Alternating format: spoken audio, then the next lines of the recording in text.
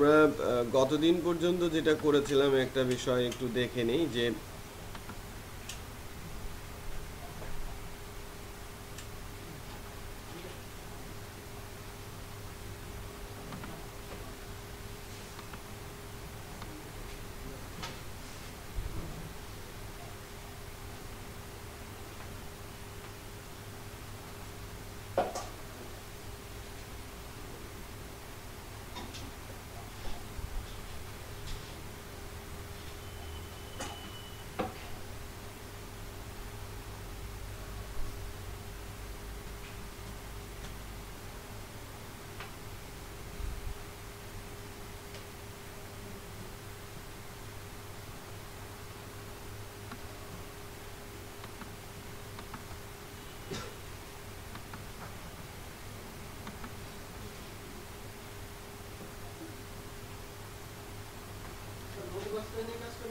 হ্যাঁ গত ক্লাসে ডাটা নিয়ে কাজ করি।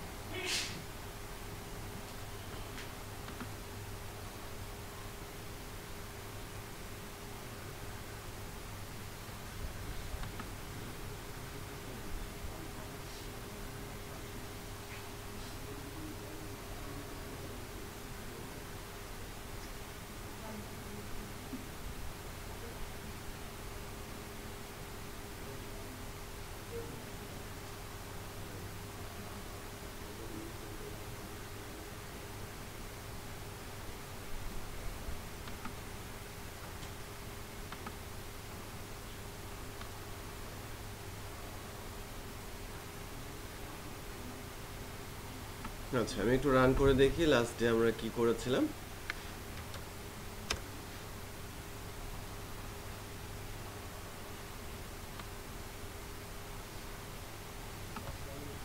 ওপি basic batch 14 day 9 student info ছোট্ট একটা ফর্ম ছিল এবং ওই ফর্মের ডাটা আমরা ডেটাবেজে স্টোর করতে পারছিলাম উইথ মেসেজ। আমরা একটু চেক করে দেখি।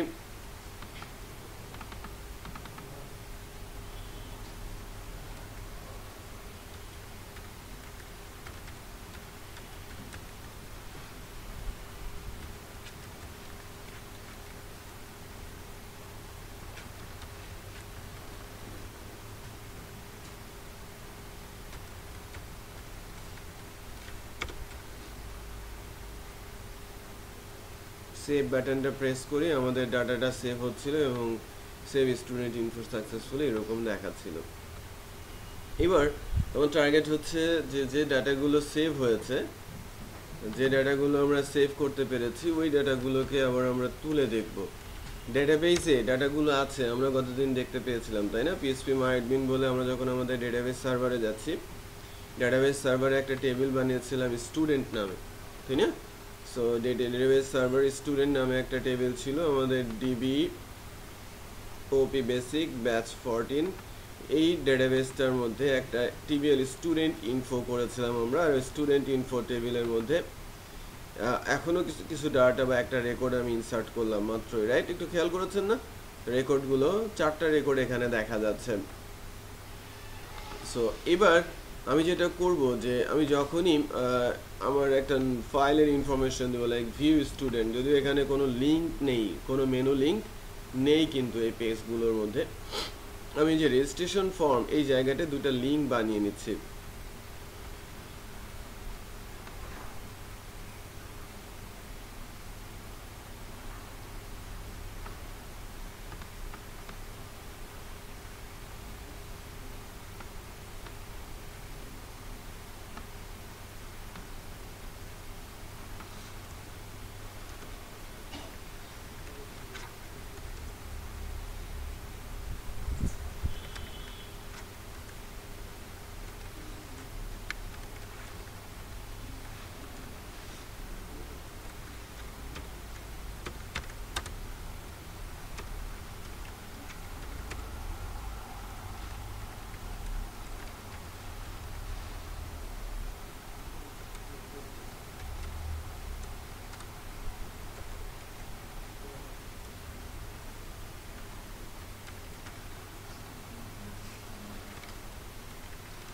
ভিউ স্টুডেন্ট ডট পিএসপি নামে একটা ফাইল করব আমি।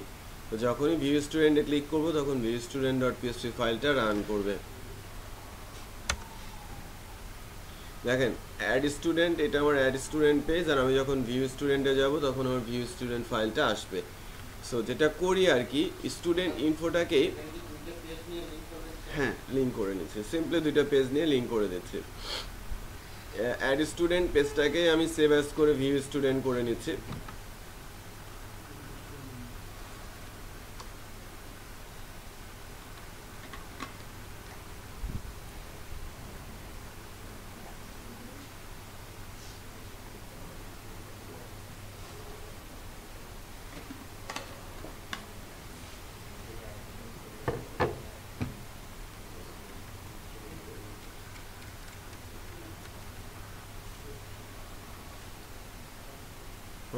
View students, view student.php.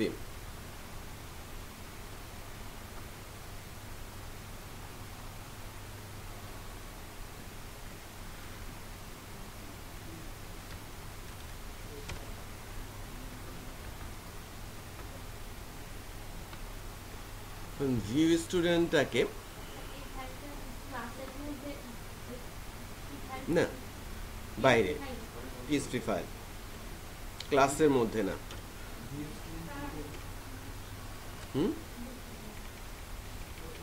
আমি জাস্ট সেভ অ্যাজ করে নিয়েছি, স্টুডেন্ট ইনফোটাকে জাস্ট সেভ অ্যাজ করে আমি ভিউ স্টুডেন্ট বানিয়েছি এবং তার ভেতরে হ্যাঁ view student dot PSP file. আমি যেটা করেছি দেখেন, অ্যাড স্টুডেন্ট ক্লিক করেছি, অ্যাড স্টুডেন্ট আসছে, ভিউ স্টুডেন্টে ক্লিক করছি, ওর ফর্মটা নেই, এই যা।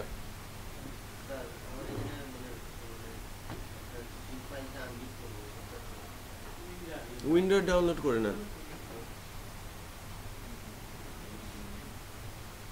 অ্যাড স্টুডেন্ট আমরা পাচ্ছি, ভিউ স্টুডেন্ট আছে, ভিউ স্টুডেন্টের মধ্যে আমরা কিছু রাখি নাই। বাট ভিউ স্টুডেন্ট মানে কি সবাই একটু খেয়াল করি, আগে দেখি তারপর আমি করার জন্য এনাফ টাইম দিব।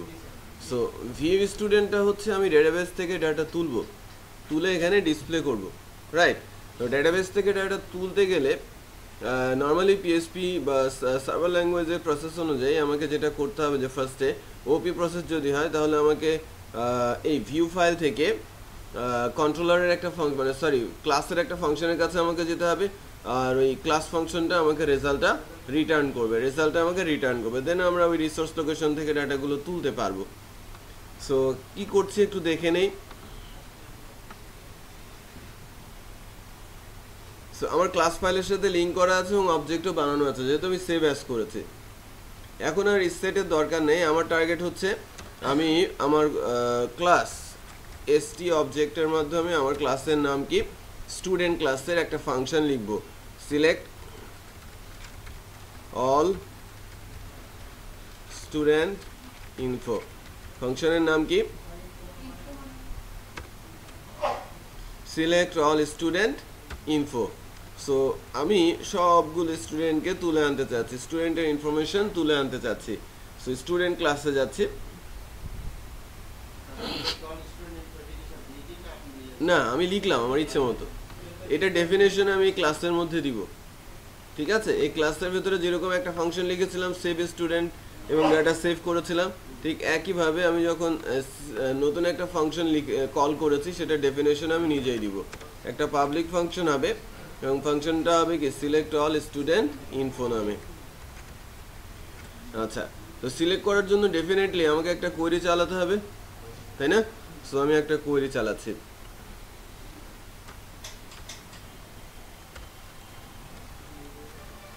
query equal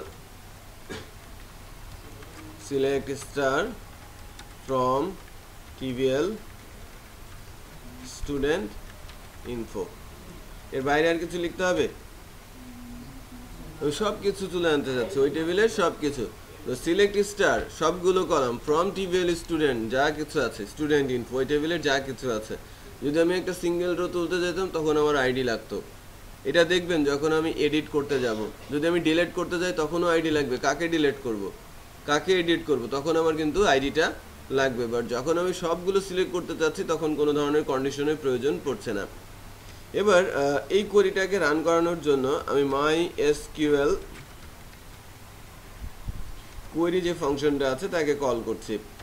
তার মধ্যে আমি কোয়েরিটা পাস করাতে এখান থেকে একটা রেজাল্ট রিটার্ন হবে।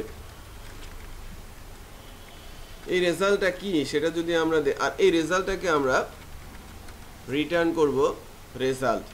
এই রেজাল্টটা মূলত অ্যাকচুয়ালি একটা রিসোর্স লোকেশন। লাস্ট ডেতে আপনি একটা কথা বলেছিলেন ইন্ডেক্সার। ইন্ডেক্সার হচ্ছে যেখানে কোয়েরিটা রান করার পর রেজাল্টটা যেখানে থাকে, অথবা কোয়েরিটা যে লোকেশনে, ডেটাবেজের যে লোকেশনে রান করে সেটা অ্যাকচুয়ালি ইন্ডেক্সার। মূল ডেটাবেজ থেকে ডাটাগুলো তুলে এনে তার একটা কার্বন কপি ডাটা নিয়ে কোয়েরি রান করে, এবং ওই রান করা কোয়েরিটাকেই যে ডাটাগুলো আমার সিলেক্ট হচ্ছে সেই সিলেক্টেড ডাটাগুলোকে ওই ডাটাবেজেরই একটা পার্টিকুলার লোকেশনে রেখে আমার কোয়েরিটা স্টপ হয়ে যায়। সার্ভারের কাছে একটা রেসপন্স পাঠিয়ে দেয়। রেসপন্সটা হচ্ছে কি, কোথায় আমি ডাটা রেখেছি তার আইডিটা। এটাকে নর্মালি বলা হয়ে থাকে রিসোর্স লোকেশন। সো ইন্ডেক্সার যদি ভারী হয়ে যায় তখন কোয়েরিটা স্লো হয়ে যায়। আমি যদি টেবিলের মধ্যে আননেসেসারি কোনো ভ্যালু রাখি, অথবা ডাটা অ্যালোকেট করে রাখি যে আমার ফিল্ডের জন্য এই ইনপুটের টাইপ এবং ডাটা টাইপ এগুলো, আর তার ভ্যালু হচ্ছে এতগুলো, তাহলে অটোমেটিক টেবিলের ইন্ডেক্সারের সাইজ বেড়ে যাবে। মনে করেন আমি রিয়েল ডেটাবেজে ইন্টিজার 11 দিয়েছি, সো ডেফিনেটলি ইন্ডেক্সারের মধ্যে সে যখন টেবিল ক্রিয়েট করতে যাবে ওই ইন্টিজার 11 ধরে তার জন্য জায়গা অ্যালোকেট করবে। তার মানে কি, ওই যে মেমোরি সাইজটা আস্তে আস্তে কি বাড়তে থাকবে, বড় হয়ে যাবে। বুঝতে পেরেছেন? আচ্ছা, সেটা টাচ আর কি বলতে পারেন ইন্ডেক্সার সম্পর্কে। মূলত ডাটাগুলো ইন্ডেক্সারেই থাকে। সো আমি যদি একটু স্ক্র্যাচ করি সেক্ষেত্রে এরকম দেখা যায়। যদি আমি বলি এটা আমার হচ্ছে সার্ভার, আর এটা হচ্ছে আমাদের ডেটাবেস, এটা হচ্ছে রিয়েল ডিবি, রাইট? মানে যেখানে আমার স্টোরেজ আছে, আর ওই ডেটাবেসের ভেতরে একটা পার্টিকুলার লোকেশন যেটাকে আমি বলছি ইন্ডেক্স। যখন কোয়েরিটা রান করছে, সার্ভার থেকে যখন কোয়েরি রান হয় সার্ভারে গিয়ে, টেবিলের ডাটাগুলো এই জায়গায় এসে এক্সিকিউট হয় এবং রেজাল্টটা মনে করেন কোনো একটা লোকেশনে রেখে দেয়। এই লোকেশনটাকে আমরা বলি রিসোর্স লোকেশন। কোয়েরিটা রান করার পর, মানে কোয়েরিটা যখন রান হবে, কোন কোন টেবিল নিয়ে কোয়েরি রান হবে সেই ডেটাবেসের ইনফরমেশনগুলো ইন্ডেক্সারে চলে আসে। ইন্ডেক্সারের মধ্যে কোয়েরিটা বিল্ড হয়। কোয়েরির রেজাল্টও ইন্ডেক্সারের একটা লোকেশনে রেখে লোকেশনের অ্যাড্রেসটা পাঠিয়ে দেয় কার কাছে? সার্ভারের কাছে। মানে সার্ভার এই রেজাল্ট বলতে বোঝাচ্ছে রিসোর্স লোকেশন। সো আমরা দেখব রিসোর্স লোকেশন 4 আর রিসোর্স লোকেশন 5 এরকম। সো এই রিসোর্স লোকেশনটা যদি আমরা পাই, রিসোর্স লোকেশনে পরবর্তীতে আমরা ফাংশনের মাধ্যমে এসে ডাটা নিয়েও যেতে পারি। সো ভিউ স্টুডেন্টে গিয়ে আমি যদি বলি যে এটা হচ্ছে আমার রেজাল্ট, রিটার্ন করেছি না রেজাল্ট, এবং এই রেজাল্টটাকে যদি এখন আমরা ইকো করি তাহলে দেখতে পাবেন কি দেখাচ্ছে, রিসোর্স আইডি 5 দেখা যাচ্ছে না? এখানে লেখা দেখাচ্ছে কি রিসোর্স আইডি 5। আচ্ছা, সো এটা মেশিন টু মেশিন কিন্তু ভ্যারি করবে, সার্ভার টু সার্ভার এটা ভ্যারি করবে। সো এই রিসোর্স লোকেশন থেকে এবার আমরা ভ্যালু একটা একটা করে নিয়ে আসবো এবং একটা একটা করে প্রিন্ট করব। এর জন্য আমরা একটা প্রসেসর রেডি করি বা একটা প্রসেস রেডি করি।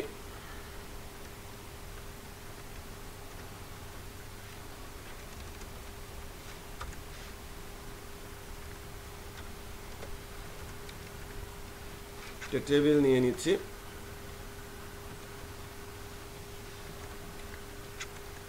একটা টিআর নিয়ে নিচ্ছি, একটা টিডি নিয়ে নিচ্ছি,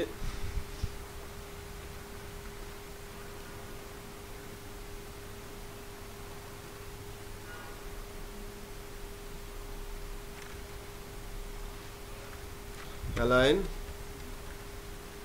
সেন্টার,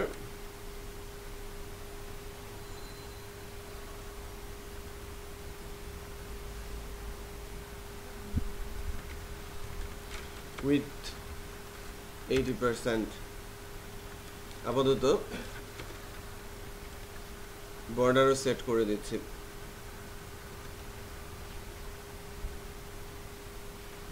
যেটাকে আমরা টিএইচ বলছি।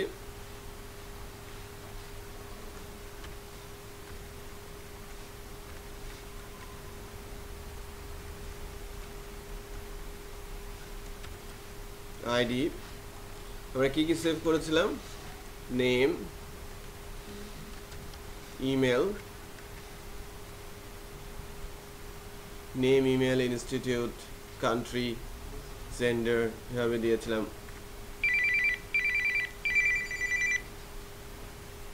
হ্যালো, হ্যাঁ হ্যাঁ বলো, উঠে পড়ছে?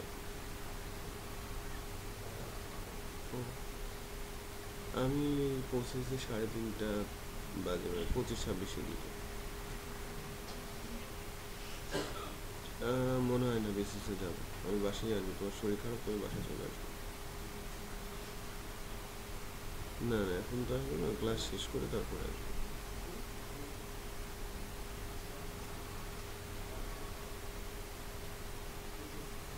না ক্লাস শুরু করছি মাত্র।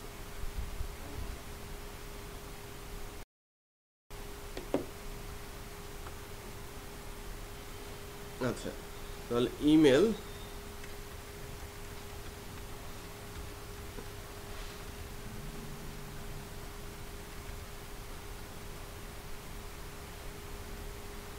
ইনস্টিটিউট, এই 4টা ভ্যালু রাখছি। দেখি আপাতত অবস্থা কি। যদি ভিউ স্টুডেন্ট বলি এরকম আসছে, আইডি, নেম, ইমেল, ইনস্টিটিউট। এখন ডাটাগুলো আমাদের রেজাল্টের ভেতরে ডাটাগুলো আছে। রেজাল্টেন্ট ডাটা থেকে টিআর এর এগেনস্টে আসবে আমার টিডি। কয়টা টিডি বসবে? 4টা টিডি বসবে। এই রোটাকে আমরা রিপিট করব।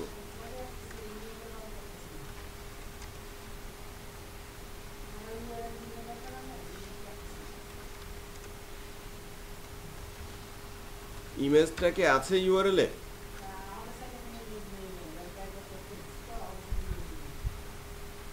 দেখেন কোন এক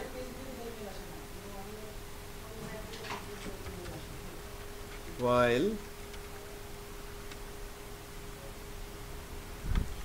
লুপের ইউজ করছে। আমি বলছি একটা রো রিটার্ন করাবো প্রতিবারের লুপে।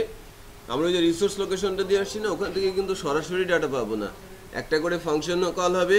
ওই ফাংশনটা পার্টিকুলার রোকে তুলে নিয়ে এসে আমার এই রো ভেরিয়েবলের মধ্যে পুশ করে দেবে। সো মাইস্কুয়েলের একটা বিল্ট ইন ফাংশন আছে, মাই এস কিউএল ফেস অ্যারে আছে, ফেস এসওক আছে। ঠিক আছে, ফেস অ্যারে আর ফেস এসওক। ফেস অ্যারে যদি বলি তখন অ্যাকচুয়ালি নিউমেরিক অ্যাসোসিয়েটিভ দুইটা পদ্ধতিতেই ডাটা পাঠায়। যদি ফেস অ্যারে বলি তাহলে নিউমেরিক অ্যাসোসিয়েটিভ দুইটা পদ্ধতিতেই ডাটা চলে আসে। আর যদি শুধু এসওক বলি তখন শুধু অ্যাসোসিয়েটিভ ওয়েতে ডাটা আসে। সো আমি ফেস অ্যারে যদি বলি এবং ফেস অ্যারের ভেতরে রেজাল্টটা দিয়ে দিয়েছি, একটু খেয়াল করবেন।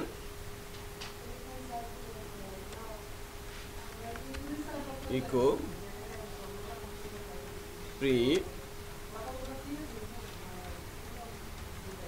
প্রিন্টার, এই রোটা যদি কল করি, যেহেতু রিপিট হতে থাকবে, কয়বার রিপিট হবে এই লুপটা? যতগুলো রো আছে ডেটাবেসে। সো এই রেজাল্টের লোকেশনে যতগুলো রো থাকবে ততবার এই লুপটা ঘুরবে। আর ফেস অ্যারে যেহেতু বলেছি, সে কি করবে, আমার কয়টা ফিল্ড আছে ডেটাবেসে? ধরি 6টা ফিল্ড আছে, like name, email, institute, gender, address আর কান্ট্রি আর আইডি। টোটাল আছে 7টা ফিল্ড। সে কি করবে, প্রথমে বলবে 0, ইন্ডেক্স 0, আবার আইডি, স্টুডেন্ট আইডি।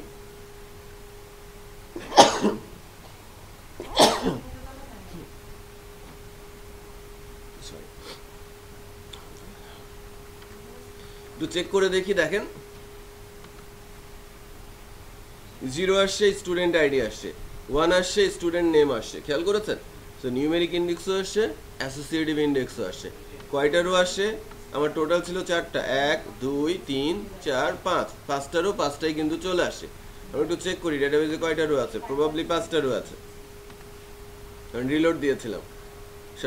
আলিফ আহমেদে আবার হিট হয়েছে, রাইট? সো আমার 5টা রো না? সো আমার এখানে 5টা অ্যারে চলে আসছে।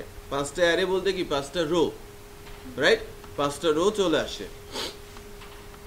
এখন যদি একটা একটা করে ধরে আমি প্রিন্ট করাতে চাই, আর এখানে যদি অ্যারের জায়গায় এসওক বলি, মাইস্কুয়েল ফেস এসওক যদি আমরা বলি, তাহলে রেজাল্ট থেকে নিয়ে, তাহলে কি আসে একটু দেখেন। শুধু ইন্ডেক্সগুলো এসেছে। নিউমেরিক ইন্ডেক্স কি এসেছে? নিউমেরিক ইন্ডেক্স কিন্তু আসে নাই। তো শুধু ইন্ডেক্সগুলো এসেছে। সো এখান থেকে যদি আমরা এই প্রিন্টিং অপশনটাকে তুলে দেই,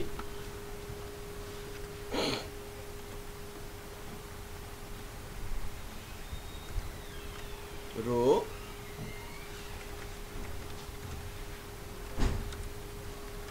ইকো রো এর ইন্ডেক্সটার নাম কি, ফার্স্ট ইন্ডেক্সটা হচ্ছে হ্যাঁ স্টুডেন্ট আইডি,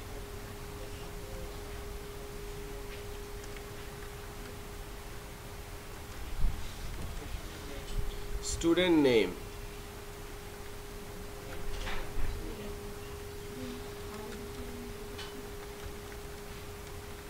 অ্যাড্রেস, আর আমরা বলেছি ডেটাবেজ ইনস্টিটিউটটা কিভাবে আছে, শুধু institute, student ID, student name আর ইনস্টিটিউট। কতবার ঘুরবে এই লুপ? 5 বার, 5টা ডাটা প্রিন্ট হবে। দেখেন 5 বার ঘুরেছে এবং 5টা ডাটা প্রিন্ট হয়েছে। এখন আমি টেবিলটার উইডথটা একটু বাড়িয়ে দিই।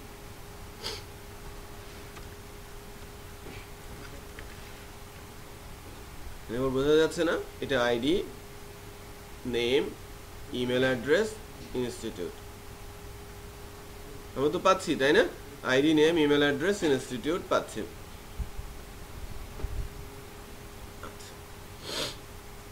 সো রেকর্ড আমি যদি একটা অ্যাড করি এখানে,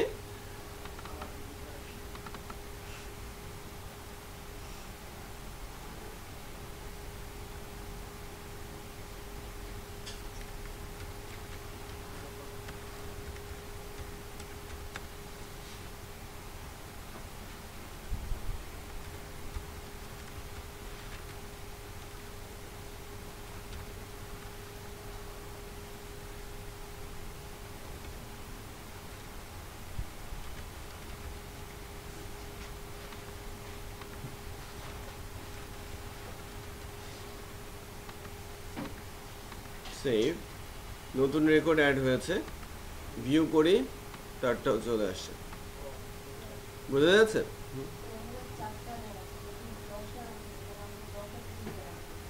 দশটা, হ্যাঁ হ্যাঁ 10টা নিতে হবে।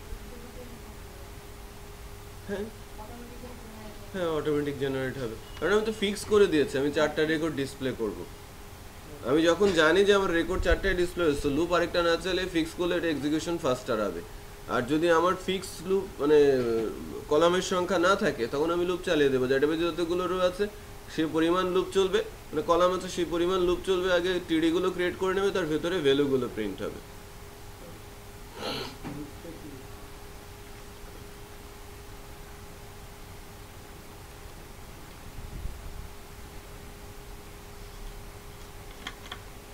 ইয়েস, হ্যাঁ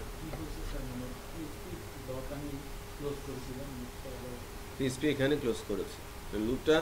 লুপটা কখন ক্লোজ হবে? যখন তার সেকেন্ড ব্র্যাকেট ক্লোজ হবে। আমি এর ভেতরে পিএসপি ট্যাগ ওপেন করব, মানে পিএসপি সিনট্যাক্স ক্লোজ করেছি আমি, কিন্তু লুপ ক্লোজ করি নাই। পিএসপি সিনট্যাক্স ক্লোজ করে আমি আবার এইচটিএমএল লিখেছি, দেন আবার পিএসপি দিয়ে লুপ ক্লোজ করেছি। এটা অনেকেই কনফিউজড হয়, বাট এই প্রসেসটা সবচেয়ে ইজি। আপনি যদি পিএসপি থেকে এইচটিএমএল অ্যাভয়েড করতে চান, আমরা আগেই বলেছিলাম না যে পিএসপির মধ্যে এইচটিএমএল লেখাটা ডিফিকাল্ট, বাট এইচটিএমএল এর মধ্যে পিএসপি লেখাটা ইজি। সো পিএসপির মধ্যে এইচটিএমএল লেখাটাকে অ্যাভয়েড করার জন্য আমি এই প্রসেসটা করেছি, যে পিএসপি ওপেন করে হোয়াইল লুপের অর্ধেকটা দিয়েছি, লুপ চলছে ভেতরে, তারপর আবার ক্লোজিংটা দিয়েছি কোথায়? শেষে। বুঝতে পেরেছেন?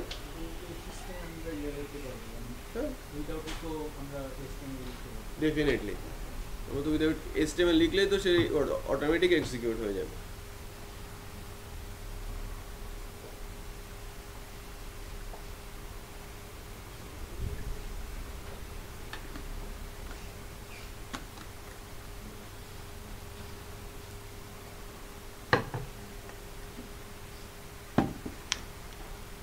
আচ্ছা, এবার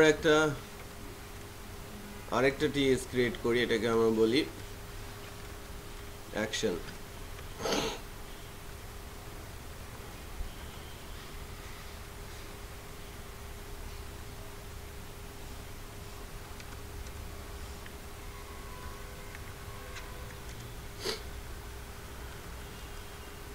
edit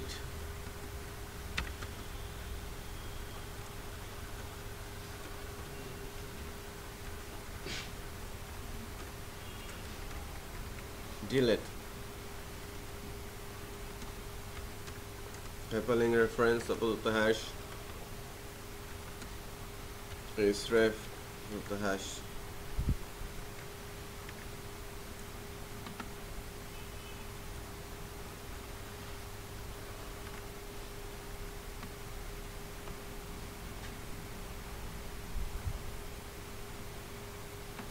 এটা কত বিট টোটাল 400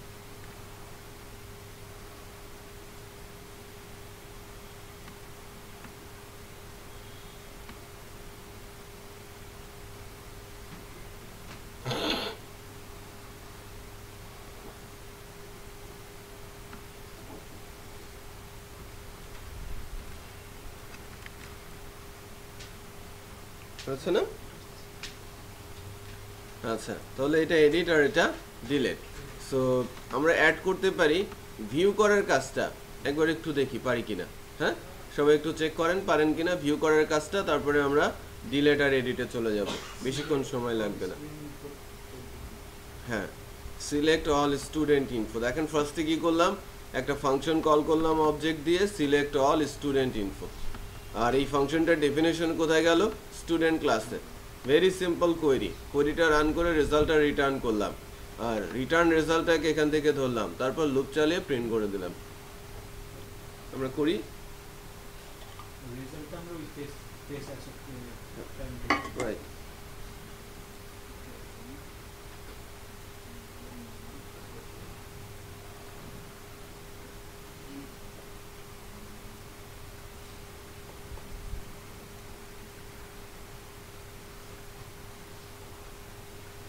deliver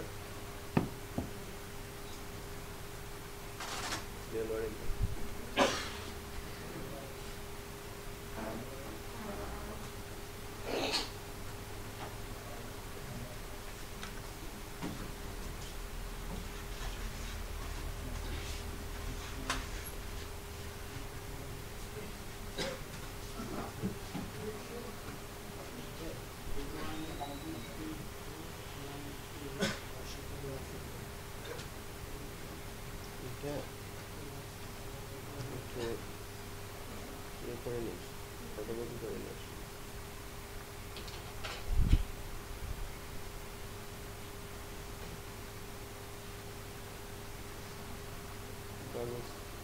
সাবধানে নিয়ে যাবে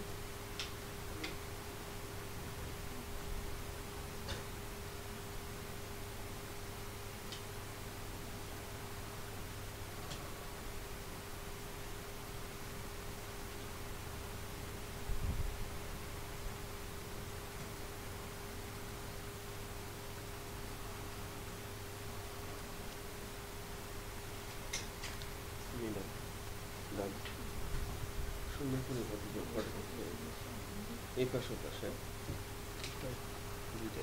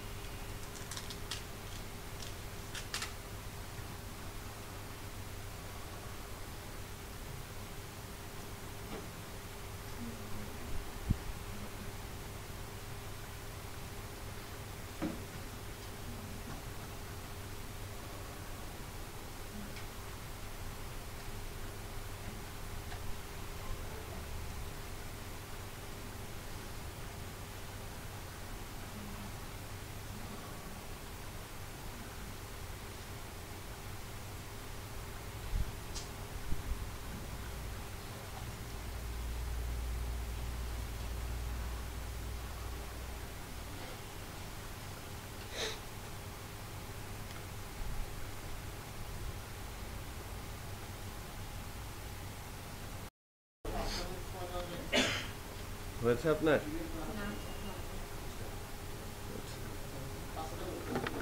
ঠিক আছে, আপনি করেন। পরের দুইটা টপিক একটু দেখতে হবে আমাদের।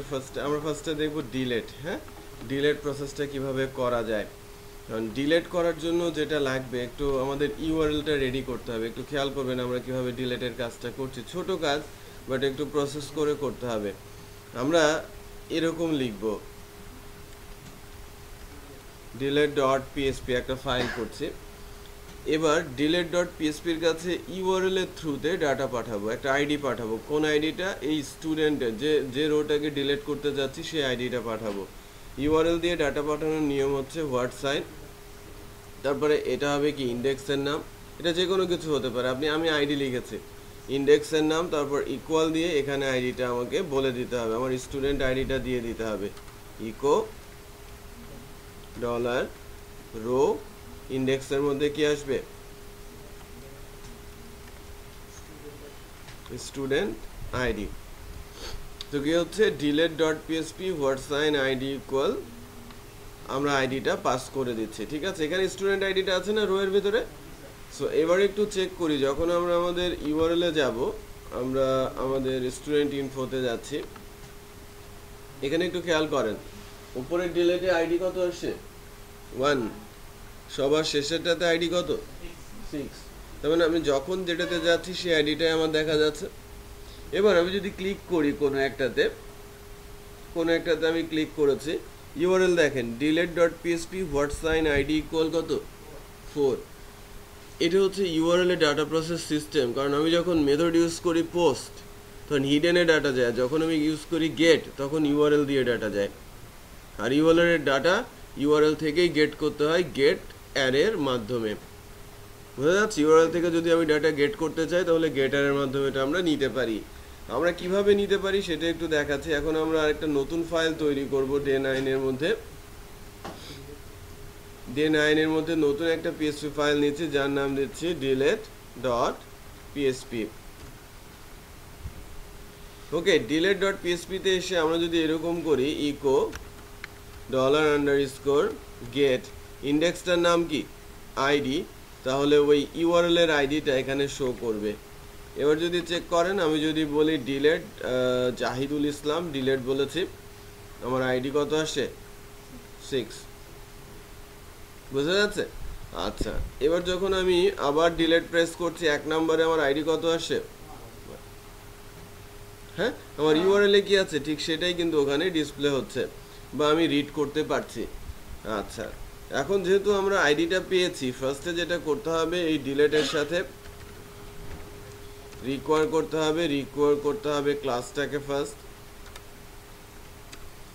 স্টুডেন্ট ক্লাস, এরপর স্টুডেন্ট ক্লাসের থেকে আমরা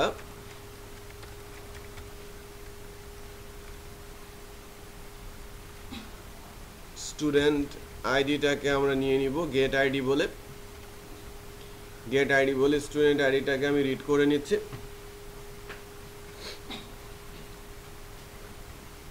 এরপর আমরা যেহেতু ক্লাস লিঙ্ক করেছি, ক্লাসের অবজেক্ট আমরা তৈরি করে নেই, st object equal new student. ঠিক আছে, স্টুডেন্ট ক্লাসটাকে আমি নিয়েছি।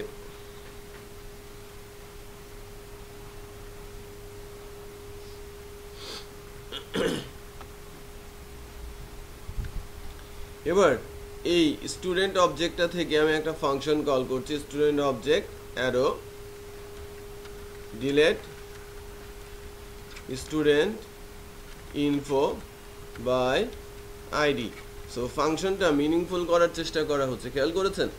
যে ডিলেট করব স্টুডেন্ট ইনফো বাই আইডি, তার মানে স্টুডেন্ট আইডি। এই ফাংশনটা আমার ডেফিনেশনে দিতে হবে। স্টুডেন্ট ক্লাসের একটা ফাংশন ডেফিনেশন হবে কি, delete student info by ID, এবং প্যারামিটার আকারে কি যাচ্ছে? এই স্টুডেন্ট আইডিটা। সো আমি এই ফাংশনটাকে নিয়ে যাচ্ছি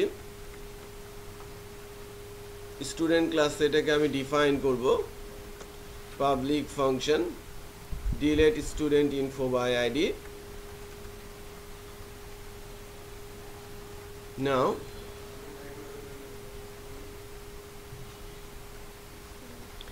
এবার একটা কোয়েরি লিখছি, delete from tbl student info where student id equal quotation dollar student id। ঠিক আছে, এরপর আমরা যেটা করব, মাই এসকিউএল কোয়েরিতে আমি কোয়েরিটা পাঠিয়ে দিব। দেন আমাকে এবার নতুন একটা ফাংশন হেডার এর মাধ্যমে লোকেশন বলে দিব কোথায়, সে আবার ভিউ স্টুডেন্টে চলে যাবে, ভিউ স্টুডেন্ট ডট পিএসপি ফাইলে চলে যাবে। সো কোয়েরিটা রান করার পর রেকর্ডটা তো ডিলিট হয়ে যাবে, আবার কোন পেজটাতে যাব, যে পেজটাতে আমরা ছিলাম, ভিউ স্টুডেন্ট কি এই পেজটাই না? সো রেকর্ড ডিলিট হবে, যাব ডিলিট ডট পিএসপিতে, তারপর স্টুডেন্ট ক্লাসে, দেন ডিলিট হওয়ার পর আবার চলে আসবে এখানে। সো আলিফ আহমেদের 5টা রেকর্ড আছে, 4 আর 5, আমি 5 নম্বরটাকে যদি ডিলিট বলি, 5 কিন্তু ডিলিট হয়ে আবার নতুন করে ডিসপ্লে করছে, কারণ আবার তো নতুন করে তুলে এনেছি, ডিলিট হয়ে গেছে, তারপরে তো এখন কয়টা আছে, 5টাই আছে। সেটা বোঝা যাচ্ছে? আমার রেকর্ডটা কিন্তু ডেটাবেস থেকে চলেই গেছে, রেকর্ডটা পার্মানেন্টলি রিমুভ হয়েছে। আমি 5 নম্বর আইডিটা যদি ডেটাবেস থেকে দেখি, আমার 5 নম্বর আইডিটা ডেটাবেসেও নেই। বোঝা যাচ্ছে? যখন ডিলিট করে চালানো হয়, রেকর্ডটা ডেটাবেস থেকেই রিমুভ করে দেওয়া হয়। ওকে, বোঝা যাচ্ছে যে কি হলো? আবার রিপিট করছি, স্টুডেন্ট ইনফো ভিউ স্টুডেন্ট থেকে আমি বলি কিভাবে আমাদের ইউআরএল এর মাধ্যমে ডাটা যাচ্ছে। ফার্স্টে আমরা যাচ্ছি কোথায়, delete ডট পিএসপি, হোয়াটসাইন এর পরে কি দেওয়া হয়েছে, আইডিটা, এবং আইডিটা আমরা এখান থেকে স্টুডেন্ট আইডি হিসেবে চিনি, স্টুডেন্ট আইডিটা ইকো করে দিয়েছি। ফর দ্যাট রিজন আমরা যেটা দেখতে পাচ্ছি যে ডিলেটের ওপরে কার্সার নিলেই দেখা যাচ্ছে delete ডট পিএসপি, তারপরে হোয়াটসাইন আইডি ইকুয়াল ওই স্পেসিফিক আইডি।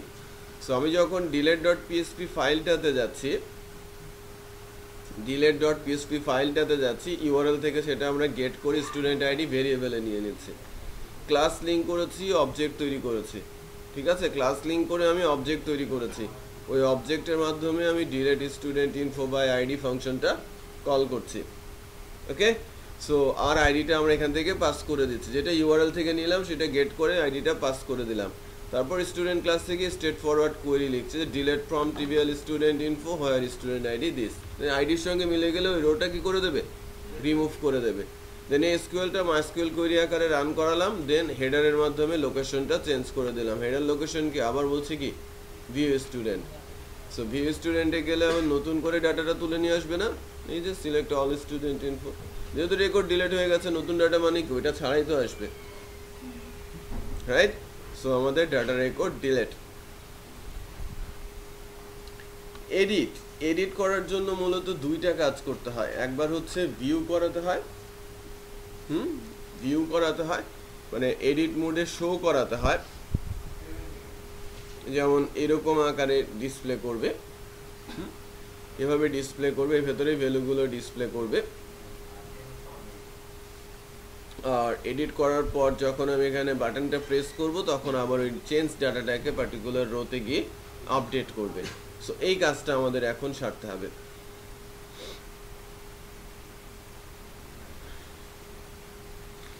এখানে একটা ছোট্ট আছে, প্রবলেম আছে, সেটা হচ্ছে কান্ট্রি একটা লিস্ট, এটা যদি সিলেক্ট করতে হয় সেক্ষেত্রে জাভাস্ক্রিপ্টের হেল্প লাগে, আদারওয়াইজ আমাকে প্রত্যেকবার ইফ এলস করে যেতে হবে সিলেকশনের জন্য।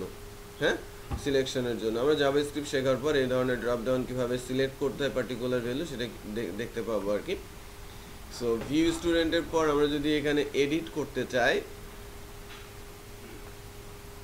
সো আমরা এডিট ডট পিএসপিতে যাচ্ছি, হোয়াটসাইন আইডি ইকুয়াল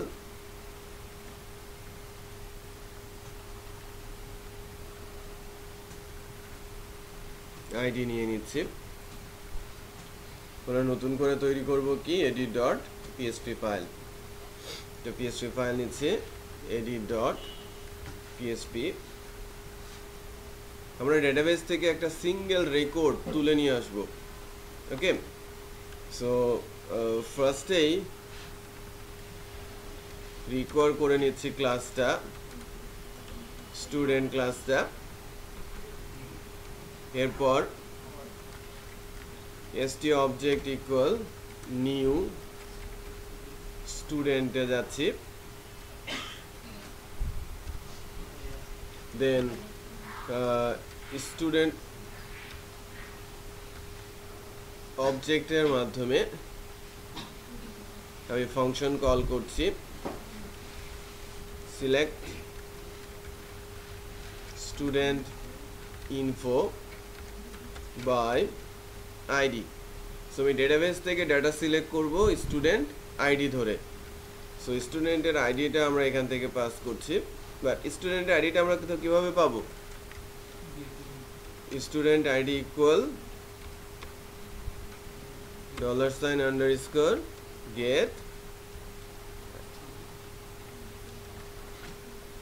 URL আছে না, URL থেকে আমরা গেট করে ভেরিয়েবলে রাখলাম, দেন ভেরিয়েবলটা আমি এখানে পাস করে দিলাম।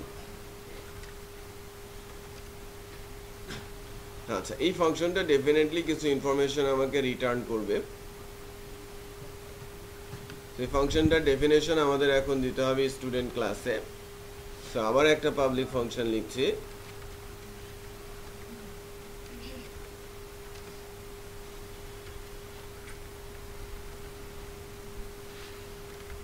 query equal select star from TBL student info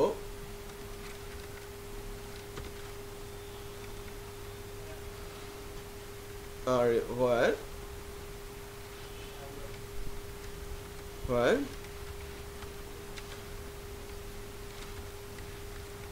student ID equal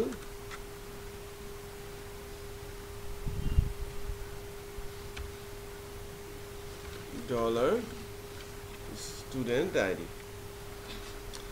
select করব ডেটাবেস টেবিল স্টুডেন্ট ইনফো থেকে যখন স্টুডেন্ট আইডি ইনফরমেশনটা মিলে যাবে। তো যেহেতু একটা আইডি একটা রেকর্ডই তো রিটার্ন হবে, তাই না? রেজাল্ট ইকুয়াল MySQL কোয়েরি, আর এর ভেতরে কোয়েরিটা দিয়ে দিচ্ছি, দেন রিটার্ন রেজাল্ট করছি। বুঝা যাচ্ছে? আমি রিটার্ন করছি আমাদের রেজাল্টটাকে। সো এই রিটার্ন রেজাল্টটা আমরা যখন এডিট পেজে যাচ্ছি, এখানে আমার রেজাল্টটা চলে আসে। এই রেজাল্টটাও কি রিসোর্স লোকেশন না? আমি যদি ইকো করি একটু খেয়াল করবেন, এটাও কিন্তু একটা রিসোর্স লোকেশন। সো আমি যদি এডিটে যাই, এখন আমি 2 নম্বর জনকে এডিট করেছি, রিসোর্স আইডি কত? 5। আচ্ছা, রিসোর্স আইডি থেকে আমরা যদি ভ্যালু তুলতে চাই, যে like student info equal MySQL fetch assoc result, পারি না? আমি ফেস এসওকের কাছে রেজাল্ট পাবো। একটা রো আছে, তোমার তো লুপ চালানোর দরকার নেই, একটা রো। সো আমি একবারই ফাংশনটা কল করেছি, রিসোর্স লোকেশন দিয়ে দিয়েছি স্টুডেন্ট ইনফরমেশনের মধ্যে, এখন আমার ভ্যালু আছে। তো চেক করে দেখি।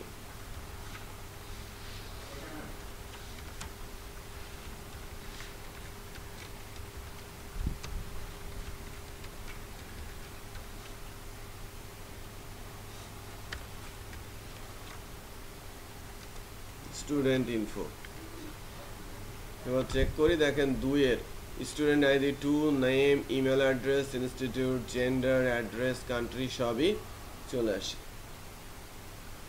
বোঝা যাচ্ছে? এখন তাহলে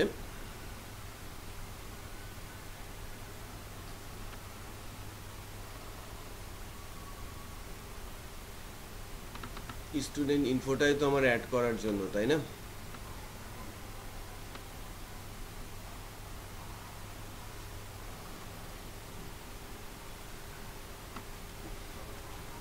যদি এডিটে নিয়ে যায়,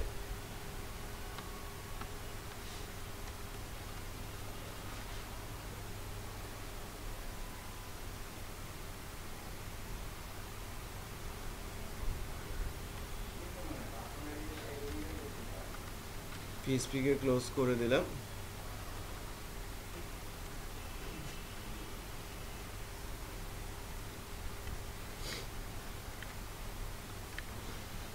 এখন এই স্টুডেন্ট ইনফোর মধ্যে ডাটাগুলো কিভাবে আছে বলেন তো? অ্যারে আকারে আছে না? অ্যারে আকারে আছে।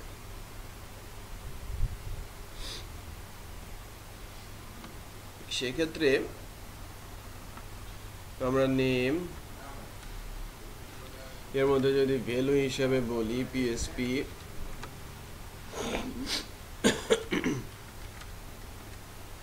ইকো, দেন ওটার নাম কি স্টুডেন্ট ইনফো, এবং ইন্ডেক্স আকারে যদি আমরা বলি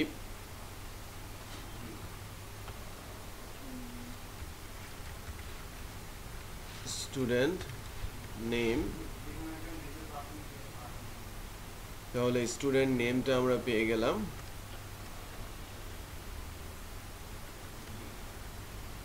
এটা ইমেল অ্যাড্রেস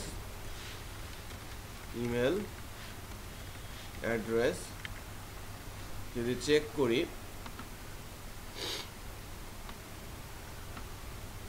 এডিট করেছি, দেখেন নেম আসছে, ইমেল অ্যাড্রেস আসছে না? এবার আনতে হবে কি ইনস্টিটিউট।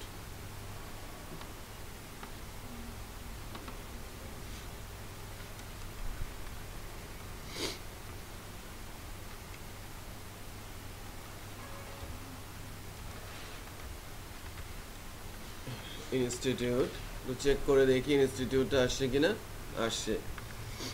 আচ্ছা, এবার আমি দেই অ্যাড্রেসটা কিন্তু এই টেক্সট এরিয়ার ভ্যালু হবে না, ভ্যালু বলে এখানে কিছু নেই। তো দুটো টেক্সট এরিয়ার ওপেনিং এবং ক্লোজিং ট্যাগের মাঝখানে আমাদের ভ্যালুটা প্রিন্ট করে দিতে হবে। এটা হচ্ছে আমাদের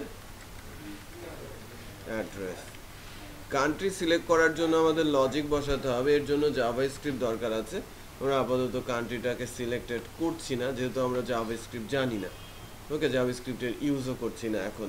আমরা জাভাস্ক্রিপ্ট ইউজ শিখে এটা আমরা করতে শিখবো, কীভাবে একটা বড় ড্রপ ডাউন লিস্টে একটা সিঙ্গেল ভ্যালু, একটা জাভাস্ক্রিপ্টের একটা লাইনের মাধ্যমে ড্রপ ডাউনের যে কান্ট্রিটা আমি সিলেক্ট করতে চাচ্ছি সেটা করে দিতে পারি। ওকে, বাট এখানে লজিক ইমপ্লিমেন্ট করে আমরা কোনটা মেল ফিমেল সেটাকে কিন্তু সিলেক্টেড করে দিতে পারি। And how? সো আমি যদি এভাবে একটা কন্ডিশন বসাই, ইফ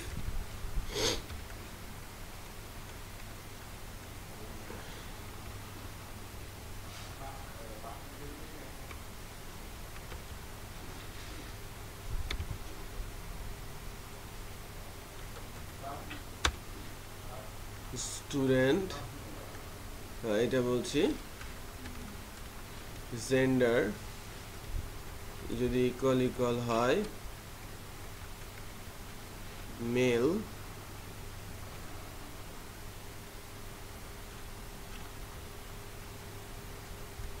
এভাবে হবে চেকড ইকুয়াল চেকড।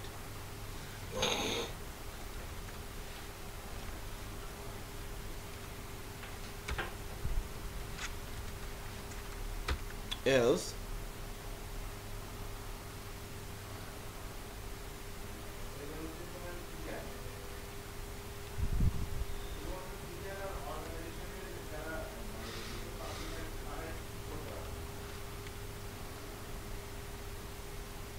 মেল চেকিংটা থাকবে না।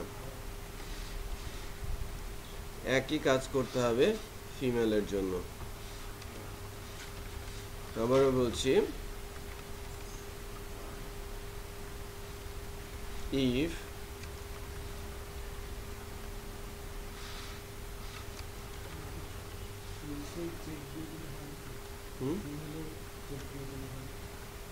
বুঝি না,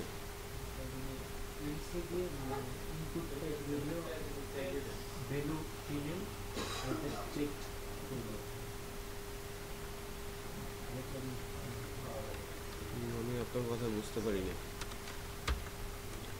মানে আপনি অ্যাট্রিবিউটের মাধ্যমে চেক করতে চাচ্ছেন। ইফে যখন আপনি যদি মেল হয় হ্যাঁ। তাহলে আপনি ইনপুট টাইপটা যেটা মেল হুম, সেটা আপনি চেক করে দিচ্ছেন। চেক করে দিয়েছে, এলসে আমি আনচেক রেখেছি।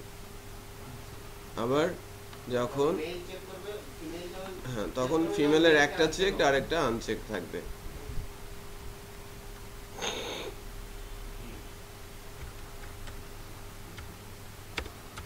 যখন ফিমেল আসবে তখন আমার এই ব্লকে, এই ব্লকটার মধ্যে যদি আসে তাহলে চেকড হবে।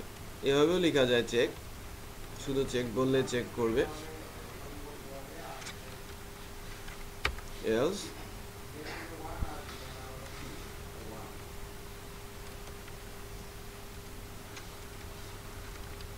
Else bracket close. অনেক লেন্দি কোড লেখা হলো আর কি।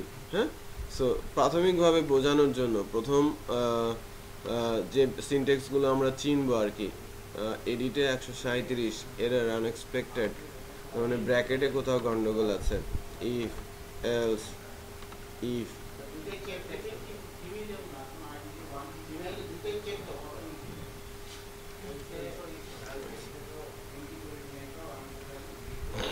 একটা ব্র্যাকেট কম ছিল, দেখেন ফিমেলটা সিলেক্টেড হয়ে গেছে।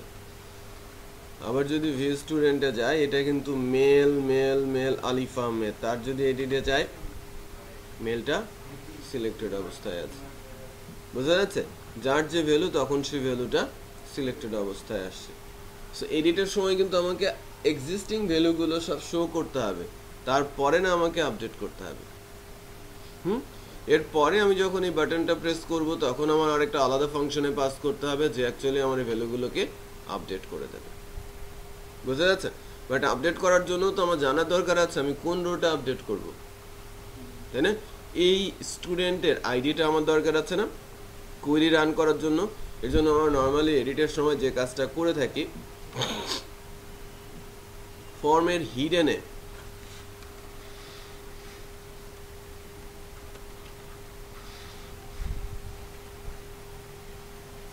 হিডেনে আমরা আইডিটা লুকিয়ে রাখি এবং পরবর্তীতে যখন সাবমিট করা হয় হিডেন ভ্যালুগুলো কিন্তু পোস্টের ভেতরে চলে যায়। সো আইডিটা আমরা নিয়ে নিচ্ছি, মানে আইডিটা হিডেন করে রাখবো। স্টুডেন্ট আইডি আপাতত টেক্সটে দেখাচ্ছে, দেখেন এই স্টুডেন্টের আইডিটা কত 4, বাট এটা যদি আমরা টেক্সটের জায়গায় কি করি হিডেন, তখন এটা শো করবে না, বাট ফর্মের বিহাইন্ডে কিন্তু এটা আছে। যখন আমরা পোস্ট করব তখন অ্যাকচুয়ালি এই ফিল্ডের ভ্যালুগুলো আমি আপডেট করব কোন আইডির এগেনস্টে, যেটা আমরা হিডেন করে রাখলাম ওই আইডিটাকে আমরা ইউজ করব। বুঝতে পেরেছেন?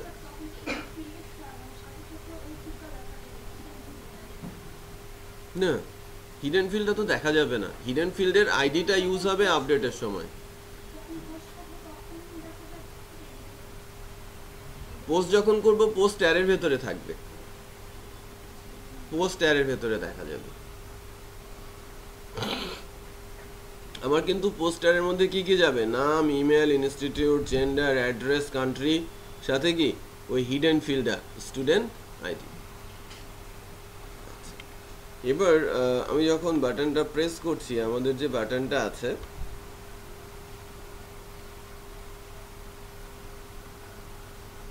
এটাকে সেভ না বলে আপডেট স্টুডেন্ট একটা button,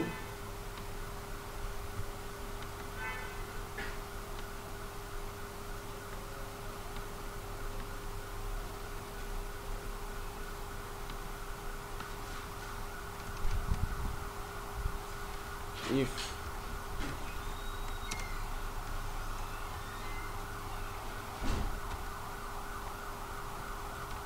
you set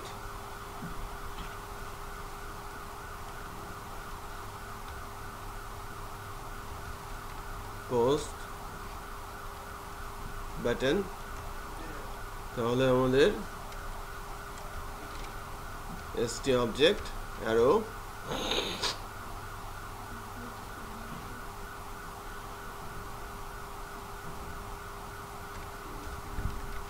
update student info by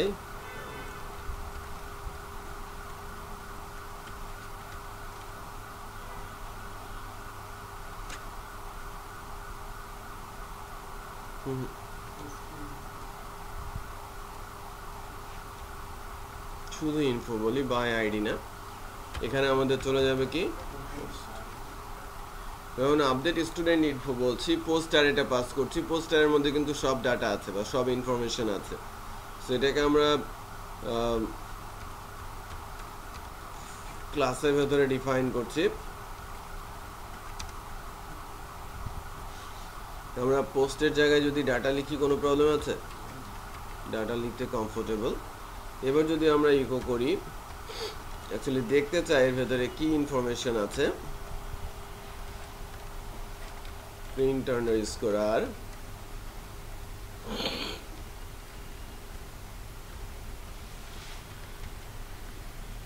$, data. So echo print R data. So এবার যদি আমরা কোনো একটা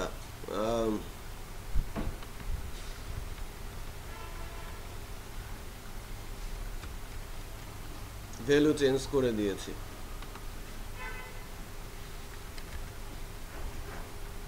কান্ট্রি কানাডা দিয়ে আমি সেভ করছি। কি কি আসে? স্টুডেন্ট নাম আসে, স্টুডেন্ট আইডি আসে, ইমেল অ্যাড্রেস আসে, ইনস্টিটিউট আসে, জেন্ডার আসে, অ্যাড্রেস আসে, কান্ট্রি আসে, বাটন আসে, রাইট? এই ভ্যালুগুলো কিন্তু আমাদের হাতে চলে আসে। সো আমি এই ভ্যালুগুলোকেই আপডেট করব ইউজিং দিস, এই আইডিটা ধরে আমি আপডেট করে দেব।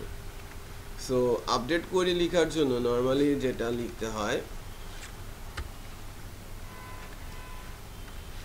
কোয়েরি আপডেট টিভিএল, ঠিক আছে, আপডেট টিভিএল স্টুডেন্ট ইনফো সেট, ফিল্ডের নাম কি? স্টুডেন্ট নেম, কোটেশন দিয়ে $, ডাটা, ইন্ডেক্সের নাম কি? Student name. এভাবে সবগুলো ফিল্ডের নাম আমাদের আপডেট করতে হবে।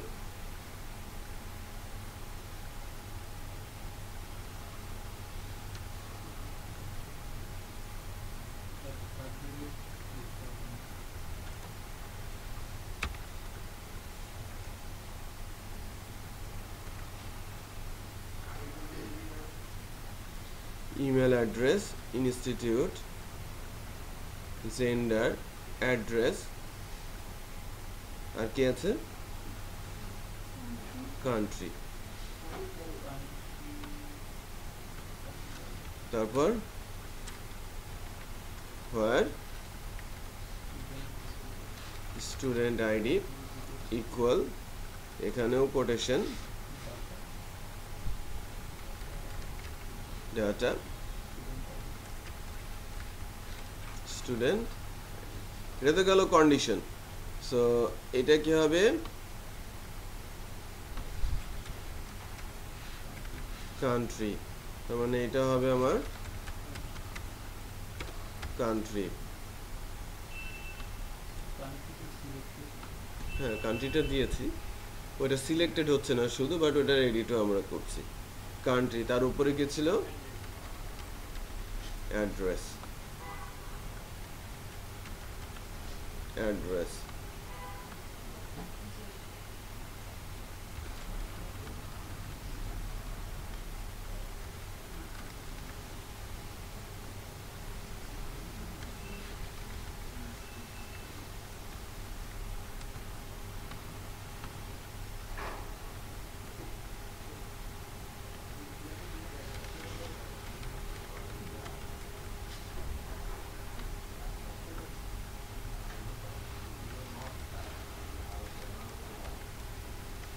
email address,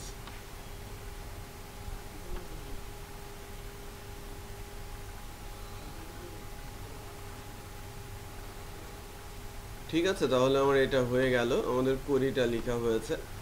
এন্ড কোয়েরিটা রান করাতে হবে। কোয়েরিটা রান করানোর জন্য MySQL কোয়েরির ভেতরে কোয়েরিটা দিয়ে দিচ্ছে, আবার হেডার লোকেশনটা চেঞ্জ করে দিচ্ছে। লোকেশন কি হবে? View student dot. এবার যদি আমরা চেক করি, নামটা একটু চেঞ্জ করলাম। এটি ঈশ্বরদী কলেজ ছিল, ইউটিএস করেছি, মেল ঢাকা কানাডা সেভ। নাম চেঞ্জ হয়েছে, ইউটিএস আসছে, এবং আদার্স ইনফরমেশনগুলো যদি এডিটে যায়, ঠিক আছে, আদার্স ইনফরমেশনগুলো দেখা যাচ্ছে। আচ্ছা, আমি যদি ভিন্ন আরেকটা ইউজার লাইক তানিয়া তারিমা চৌধুরীর এটা যেটা ইউজার আইডি আছে,